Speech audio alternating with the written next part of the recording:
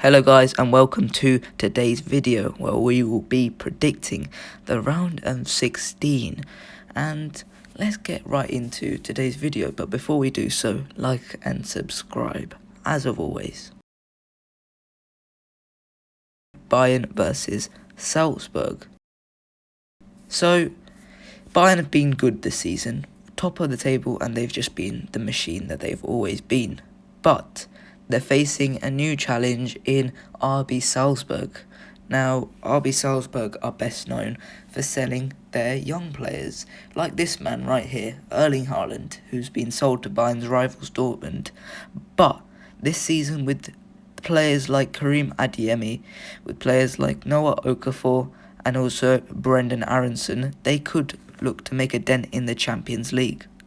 Bayern Munich, on the other hand, have been a machine as of always.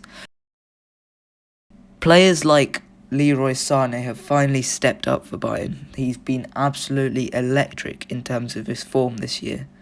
And let's not forget the two up top in Thomas Müller and Lewandowski, who's been as good as ever. But this provides a good chance for the young Jamal Musiala to prove himself on the biggest stage in Europe. I've gone for a Bayern win here. I think they're just too good for RB Salzburg. Okay, next we have Sporting versus Manchester City. Sporting have been good this season, second only to a brilliant Porto, and, well, they've knocked out Dortmund in the group stages of the Champions League, which is something not to be sniffed at. Their manager, Ruben Amorim, has been brilliant, and he's an absolute talent in terms of Portuguese managers, one of the best talents in the world. But with players like Pedro Gonçalves and Pedro Porro, who are really good footballers, as well as Pablo Sarabia, who is an absolute weapon for Sporting, and Sebastian Coates with a great defence. But, however, Sporting's striker problems must not go amiss. Manchester City, on the other hand, have just steamrolled the Premier League. They're top of the table with relative ease. Manchester City and Pep Guardiola have just built a team that are built to win. And Ruben Diaz and Aymeric Laporte have had an underrated season this year, with Kevin De Bruyne starting to step up in terms of his form. And with form like this, who needs a striker? Looking at you, Harry Kane.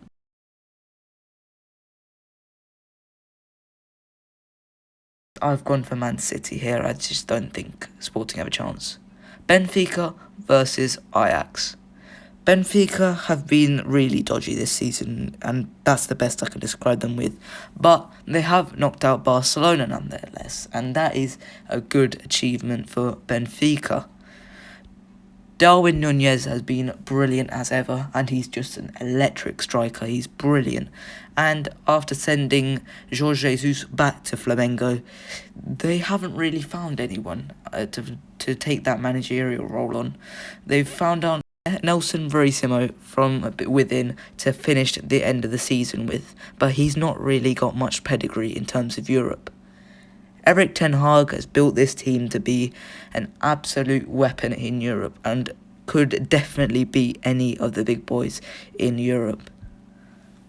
There are shades of this 18-19 team who made it past most of Europe and beat us. Oh God, don't remind me. Anthony has been brilliant, and also Ryan Gravenberch has been an absolute revelation for Ajax, as well as the experience of Daley Blind, who's been really good, and Seb Haller, who, let's not forget, scored 10 goals in the group stage, which can't be sniffed at. I've gone for an Ajax win here. I think it's going to be a lot less close than you think. Chelsea versus Lille. Now, the current Champions League holders have had a good season with some dodgy moments, and they've just won the Club World Cup, so congratulations to them for that.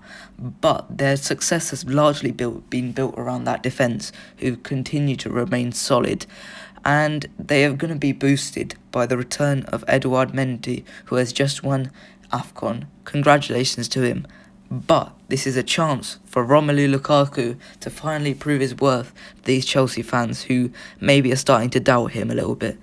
And it's also a chance for the likes of Hakim Ziyech and Christian Pulisic to show their worth to the Chelsea fans.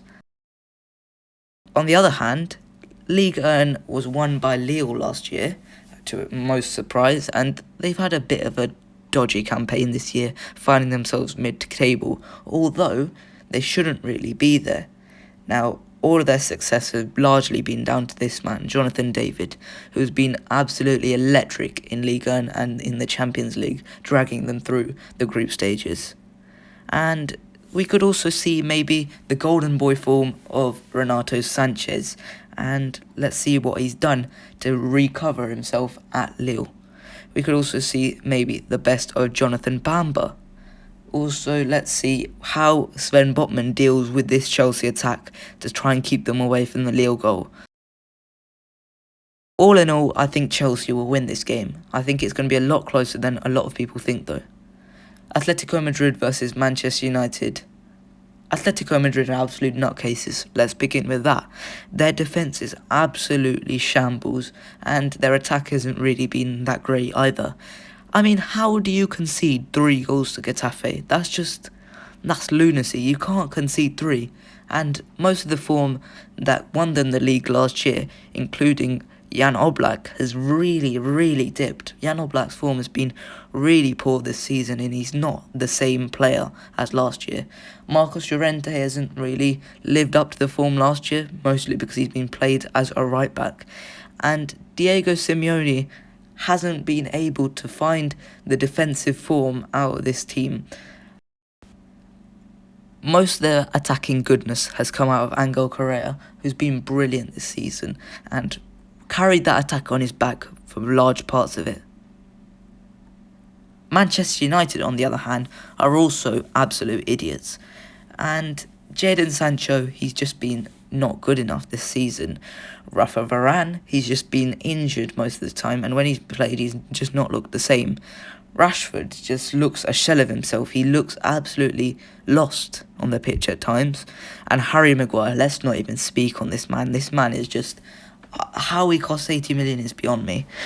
Ralf Rangnick has largely rediscovered the form, but it hasn't been anything like it should be. And I think the problem is they're not good enough. And Ronaldo, he's on a 2-month drought now. But let's not forget, this is Ronaldo versus Atletico Madrid. And let me just take you through the performances he's had over the years against Atleti. What about this one for Juve? Or this one for Real Madrid? Or this one for Real Madrid? Or this one for Real Madrid? Or this one for Real Madrid? Or this one for Real Madrid? I mean, you get the picture. There's quite a few, right? So, because of that, I've gone for a Manchester United win here. I think they could do really well. Villarreal versus Juventus. Villarreal are the Europa League winners, and I think under Unai Emery, they've just been a stable side, and they're 6th in La Liga. This man, Gerard Moreno, has been absolutely brilliant once again, scoring the goals, and Danjuma has been a revelation for Villarreal from Bournemouth. And I think Samuel Chukwueze is coming back from injury, and he could be key to any sort of success Villarreal have this season. Yeremy Pino is an absolute talent for Villarreal, and let's see what he can do for the Yellow Submarine. On the other hand, Juve have been dodgy at the start of this season. They've sold their deadwood in Dejan Kulusevski and Rodrigo Bentancur, and they've replaced them with the best striker in Serie A in Dusan Vlahovic and an energetic midfielder in Denis Zakaria. And Paulo Dybala is recovered his form, looking for a new contract. Max Allegri just needs to stabilise his team in time for this tie. I'm going to go for a Villarreal win here. I think they are better. Inter versus Liverpool. Inter have been brilliant this season, absolutely brilliant. They find themselves top of Serie A, and Simone Inzaghi has just picked up the pieces of Antonio Conte and glued them back together. Edin Dzeko has replaced Romelu Lukaku perfectly, with Lautaro Martinez just doing bits for Inter, and I think Alessandro Bastoni is a great defender. However, Nicolo Barella is not available for this match as he is suspended for both legs. And Liverpool, on the other hand, have been absolutely electric this season, and they're going to be boosted by the return of Sadio Mane and Mo Salah from AFCON. Diogo Jota is going to be looking to continue his form, and Harvey Elliott is going to be back from injury. Luis Diaz is going to be an absolute boost for Liverpool, and Jurgen Klopp is going to be absolutely desperate for Champions League success. I'm going to go for a simple Liverpool win here. PSG versus Real Madrid. Oh god, here we go. And I think PSG have had a bit of a dodgy season, Top of Ligue 1 but not been great. And I think these three have not lived up to the hype, apart from Mbappe. Now, Verratti is an absolute silky midfielder and elegant on the ball.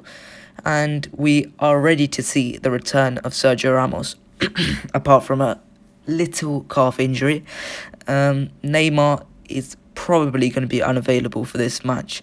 And apart from the Real Madrid loanee, Kylian Mbappe, they haven't been great this season. But on the other side, Real Madrid have been great. And I think top of La Liga, top of their Champions League group, Thibaut Courtois has been key to all of this, being the world's best goalkeeper. Alaba and Eder Militao have replaced Ramos and Varane perfectly, and I think these three in midfield have been absolutely brilliant. Vinny Jr. has rediscovered his form, and I think he's now one of the best young talents in the world. Benzema is just an absolute machine, but he may be injured for this match and might not be 100% for both legs, and so this is why I've gone for a PSG win, unfortunately. I think that PSG just have that quality, and I think that's what's going to get them through the line. Hopefully a jinx, though. And that's it for all my Champions League predictions. Let me know what you guys think down below. Like and subscribe, and I'll see you guys in the next video.